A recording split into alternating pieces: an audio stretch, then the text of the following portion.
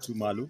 tini ni obedo kede yuba ame akubere kede dul ame jolongo ni Maisha Meds mono dul ame konyo jo ame tikede peho me wang ame moha gi karo pira ngwen ame miro kiu eto pe kede chente pe kede lim ame romo konyo gi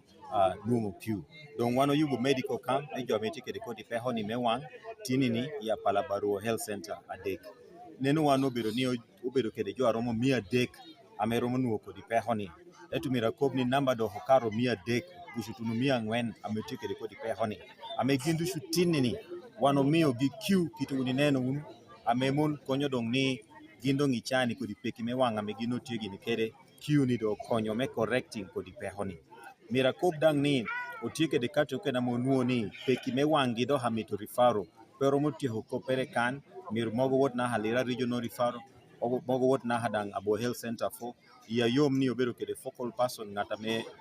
loyo kok me kwa hopeki me wang ameda obeda tia mo yai district ametia konyo mene no jo amedong pehogi kiu pero mo chobo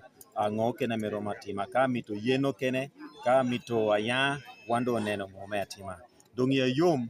kede dul Maisha Meds ame obedo NGO ametio me konyo jo ameti kede peho me wang omito dang koboni man po bedo ka chaki me yubani neno watieni I kole North Dushu